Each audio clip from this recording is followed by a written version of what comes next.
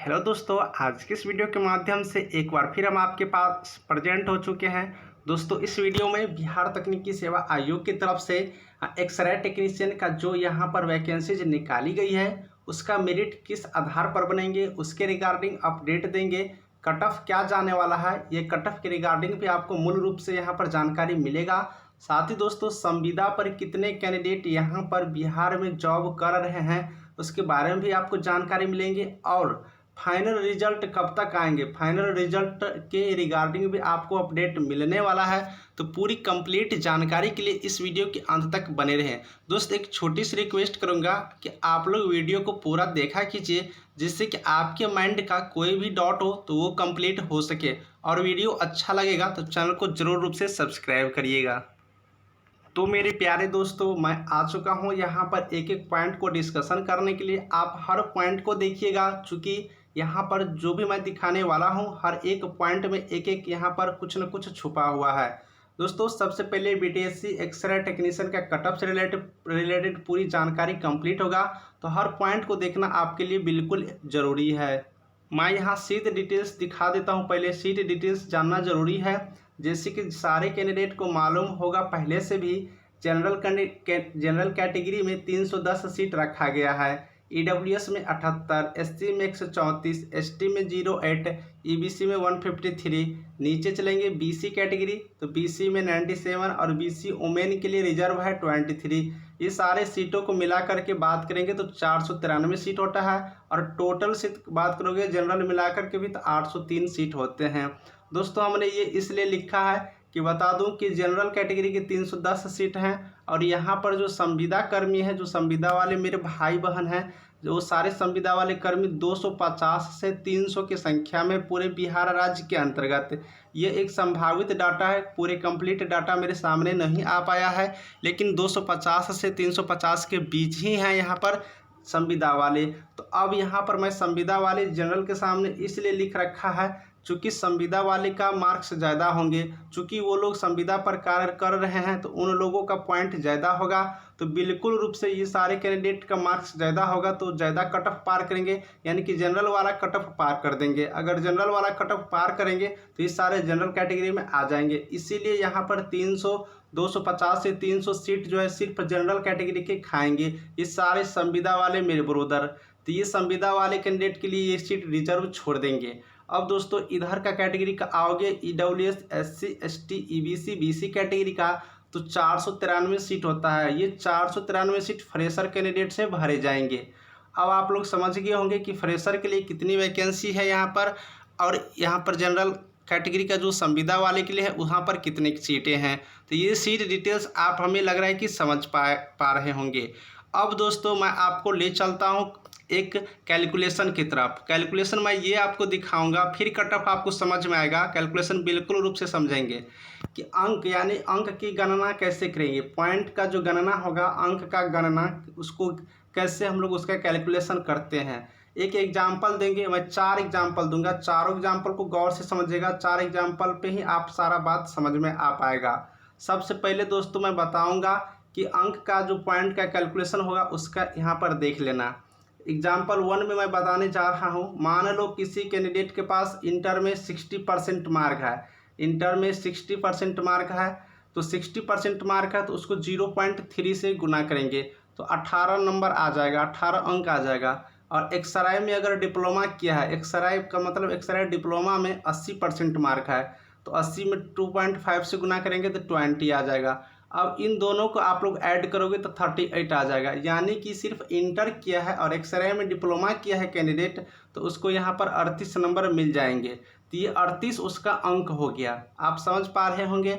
उसके बाद नीचे चलते हैं दोस्तों दूसरा एग्जाम्पल की तरफ। दूसरा एग्जाम्पल में ये कह रहे हैं कि कोई कैंडिडेट ऐसा है जो इंटरमीडिएट किया है, तो इंटरमीडिएट में 70% अंक ले आया, तो 70% में है ये, परसेंट में, तो 70% अंक लाया तो 21 अंक उसको यहाँ से मिल जाएंगे। एक्सरे डिप्लोमा में 60% अंक लाया तो 60% मतलब 15 अंक मिल जाएंगे। 0.25 से गुना करना है एक्सरे डिप्लोमा में तो 15 अंक मिल जाएंगे। और अगर बैचलर भी उसने कर रखा है, बैचलर भी कर रखा है एक्सरे में, तो उसको 10 अंक दिया जाएगा, यानी कि 46 अंक उसको मिल जाएंगे यहाँ से। इसी तरह से कैलकुलेशन करते हैं। एक और कैलकुलेशन देखेंगे, तीसरा नंबर कैलकुलेशन मेरा ये कह रहा है कि कोई ऐसा कैंडिडेट है जो इंटर किया है 50% अंक मिला, यानी कि उसको 15 अंक मिलेंगे। एक्सरे किया है डिप्लोमा में और 60% अंक लाया है तो 15 अंक मिलेंगे। एक्सरे किया है बैचलर से एक्सरे कर चुका है तो 10 अंक मिलेंगे। उसने एक्सरे में एमएससी भी कर रखा है तो 10 अंक मिलेंगे।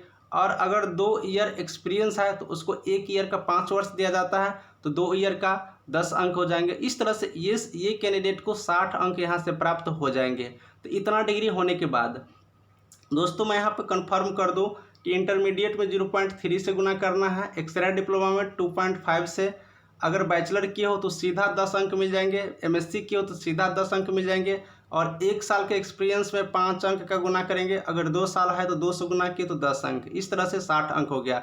इसी तरह से मान लेते हैं कि कोई ऐसा कैंडिडेट है जिसके पास इंटरमीडिएट में 60 अंक है तो 18 अंक प्राप्त होगा। एक्सरे डिप्लोमा में 80 अंक है तो 20 अंक प्राप्त होगा। और उसके पास 3 ईयर का एक्सपीरियंस है तो 15 अंक। इस तरह से 53। तो आप लोग मार्क का कैलकुलेशन कैसे करेंगे, हम 4 एग्जाम्पल दिए और चारों एग्जाम्पल से आप समझ पाए होंगे। तो इस तरह से हम लोग का अंक का कैलकुलेशन, मार्क का कैलकुलेशन करेंगे। अब चलते हैं कि इसके अनुसार से कट ऑफ क्या जाने वाला है। दोस्तों ये कट ऑफ एक अनुमानित कट ऑफ है। हमने बहुत सारे कैंडिडेट जो मुझे कमेंट किया था मार्क, उसके अकॉर्डिंग हमने यहाँ पर इस कट ऑफ को लाया हूँ। तो पॉइंट कैसे गणना किए थे, पॉइंट कैलकुलेशन कैसे किए थे वो आपने ऊपर देखा, उसके अकॉर्डिंग ही यहाँ पर बनाया गया है। तो जनरल कैटेगरी के जो भी मेरे कैंडिडेट हैं, सारे कैंडिडेट के पास अगर 40 अंक हैं तो आप लोग सुरक्षित रहिए, आपका रिजल्ट यहाँ पर हो जाएगा। 40 अंक, यहाँ पर 40 अंक मैंने कैसे लाया हूँ आप लोग ऊपर समझे होंगे। उसके बाद ईडब्ल्यूएस वाले कैंडिडेट 32 अंक आपके पास होना चाहिए। 32 अंक अगर आपके पास आ जा रहे हैं तो आप भी यहाँ पर सुनिश्चित रहिए। एससी कैटेगरी के जो भी कैंडिडेट हैं 30 अंक आपके पास होना चाहिए। 30 अंक तो आपका भी हो जाएगा। एसटी कैटेगरी वाले 31 अंक चाहिए, अगर 31 अंक है तो बिल्कुल रूप से आपको हो जाएंगे। उसके बाद ईबीसी कैटेगरी की बात करो तो 33 यहाँ पर अंक होना चाहिए।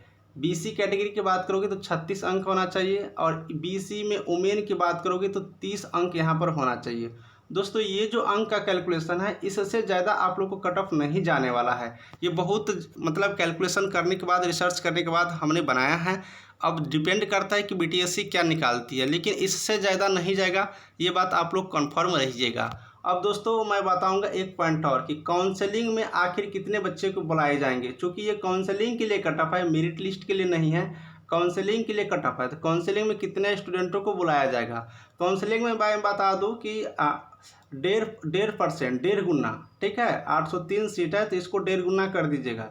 तो 1.5 गुना करिएगा तो यहाँ पर बात करोगे तो 1200 कुछ आ जाएगा, 1205 के आसपास आ जाएगा। यहाँ पर आप लोग देख लीजिएगा, 1205 के आसपास आ जाएगा टोटल। तो 1200 कैंडिडेट यहाँ पर, 1205 कैंडिडेट को यहाँ पर काउंसलिंग के लिए बुलाए जाएंगे। इतना देख लीजिएगा, 1200 से 1300 हो सकता है लेकिन इससे ज़्यादा नहीं होगा।